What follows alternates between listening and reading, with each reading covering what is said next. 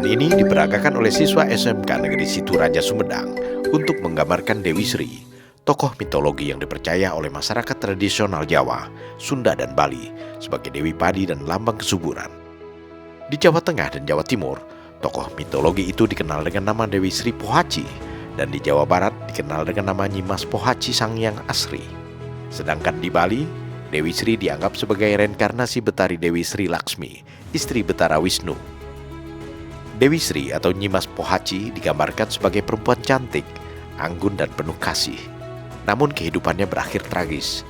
Ia tewas diracuni Batara Guru yang iri akan kecantikannya. Setelah dimakamkan, dari jenazahnya yang suci tumbuh berbagai jenis tanaman sumber kehidupan. Rambutnya menjadi tanaman padi yang menghijau lalu menguning. Matanya berubah menjadi biji-bijian. Dan dari bagian tubuh lainnya, tumbuh berbagai jenis tanaman pangan. Kisah Dewi Sri yang diceritakan nenek moyang dari zaman ke zaman mengandung makna bahwa untuk menanam padi hingga bisa dikonsumsi masyarakat dibutuhkan pengorbanan yang luar biasa, seperti pengorbanan yang telah diberikan oleh Dewi Sri. Di zaman Kiwari, Dewi Sri itu adalah para petani yang mengabdikan seluruh hidupnya demi tumbuhnya tanaman pangan yang bisa menjamin kelangsungan hidup masyarakat dari berbagai lapisan. Namun kehidupan para petani sering tidak dipedulikan.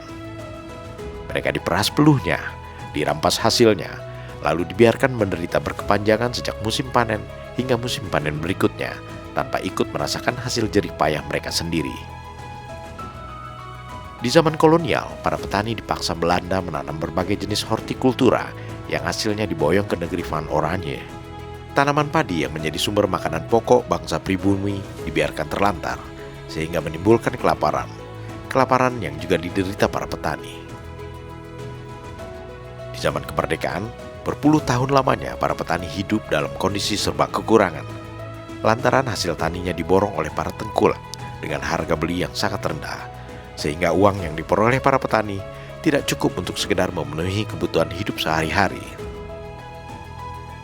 Mereka pun terpaksa meminjam uang dari para rentenir dengan bunga pinjaman yang sangat tinggi untuk mereka gunakan sebagai modal mengolah sawah menuju musim panen yang akan datang. Seperti tokoh Sisyphus dalam mitologi Yunani kuno yang berulang kali mendorong batu besar ke puncak bukit, namun batu itu menggelinding kembali ke kaki bukit ketika sudah mencapai puncak. Kehidupan para petani yang memprihatinkan itu sudah lama menjadi perhatian Presiden Prabowo Subianto. Sejak dirinya masih aktif sebagai prajurit TNI, Prabowo melihat sendiri bagaimana sulitnya kehidupan para petani saat ia menjalani pelatihan militer di desa-desa. Tetapi di tengah kondisi yang serba sulit itu, para petani justru membagikan makanan kepada para prajurit TNI.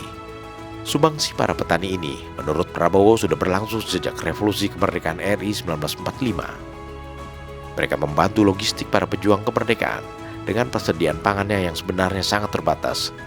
Sehingga Prabowo pun menyebut para petani sebagai rakyat yang paling setia kepada negara dan bangsa, rakyat yang paling merah putih.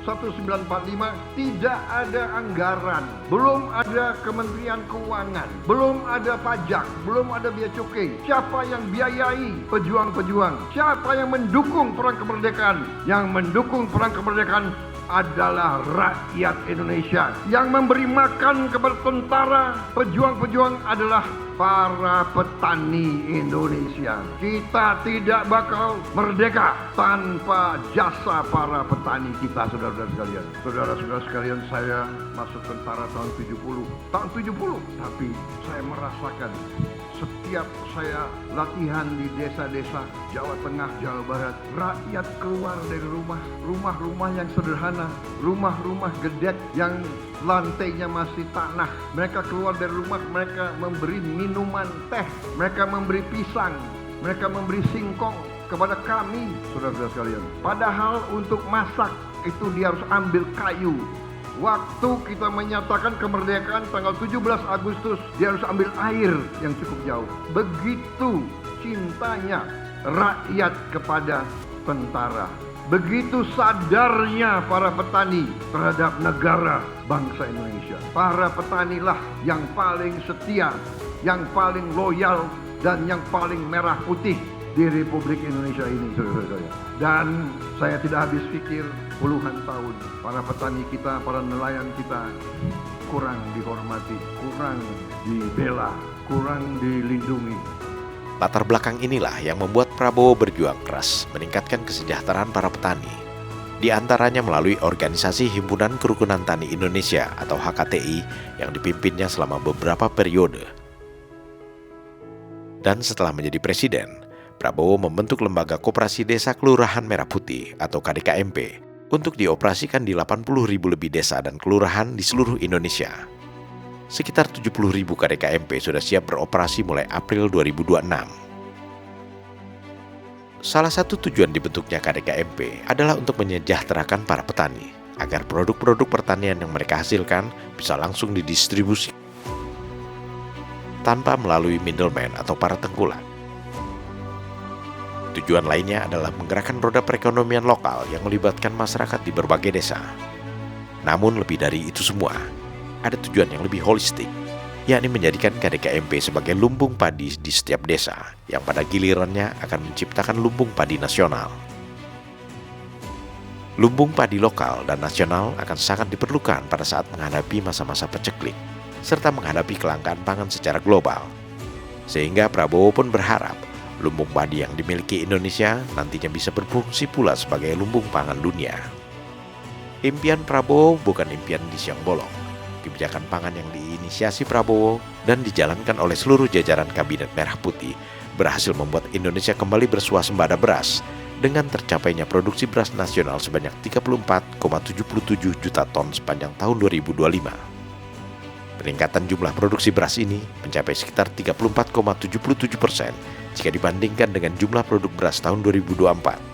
Sehingga pada tahun 2025, Indonesia mencatat surplus beras sekitar 3,52 juta ton atau melebihi kebutuhan nasional secara total yang diperkirakan sekitar 31,1 juta ton per tahun.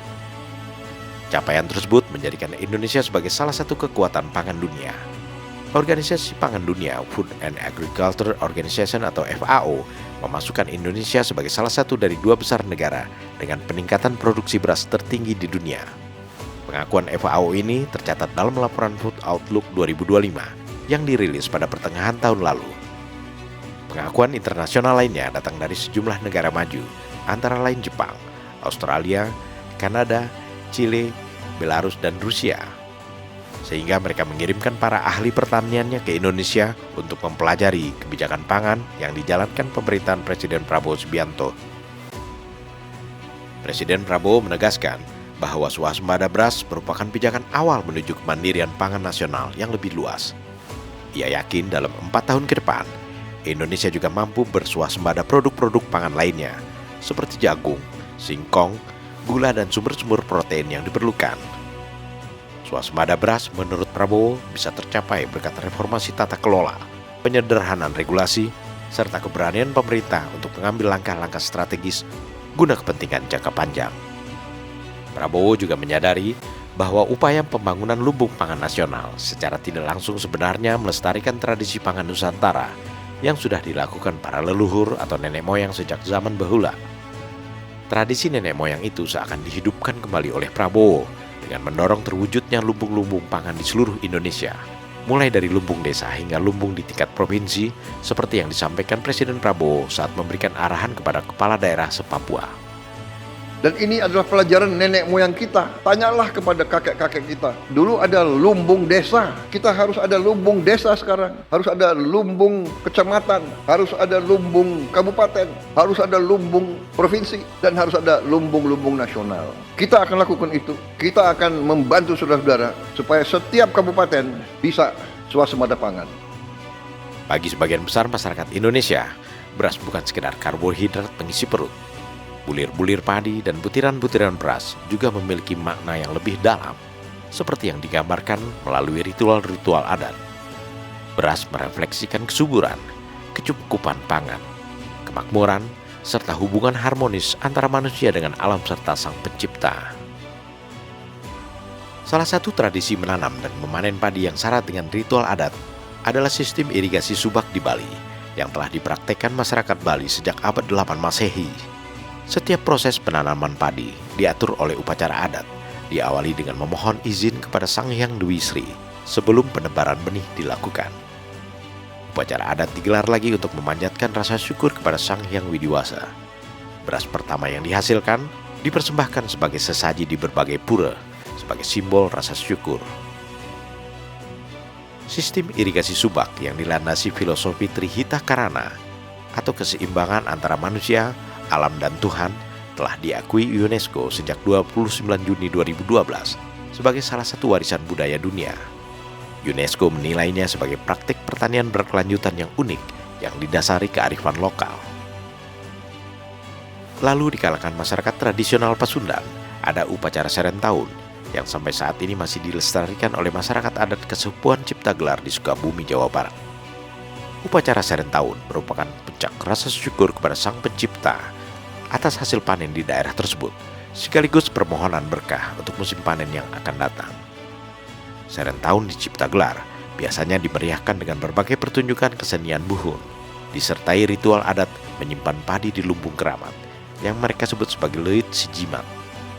Seperti telah disebutkan tadi, budaya menanam padi ini diikuti dengan berdirinya lumbung-lumbung padi di desa-desa, guna berjaga-jaga agar pada masa kemarau panjang atau masa paceklik, masyarakat desa tetap tidak kekurangan beras. Budaya inilah yang kembali dihidupkan Presiden Prabowo Subianto dengan mendorong tercapainya swasembada beras hingga Indonesia tidak perlu lagi mengimpor beras. Tujuannya bukan sekedar untuk menghadapi masa paceklik, tetapi juga untuk menghadapi kemungkinan terjadinya bencana alam yang kerap terjadi di Indonesia, juga untuk menghadapi kelangkaan pangan secara global akibat situasi geopolitik dunia yang semakin tidak menentu. Ketersediaan pangan merupakan amanat Undang-Undang Dasar 1945 yang wajib diwujudkan negara untuk menjamin pemenuhan konsumsi pangan yang aman, bermutu dan bergizi seimbang bagi seluruh rakyat Indonesia, karena semua itu merupakan hak rakyat. Oleh sebab itu, negara wajib menguasai sumber daya alam untuk digunakan bagi sebesar-besarnya kemakmuran rakyat.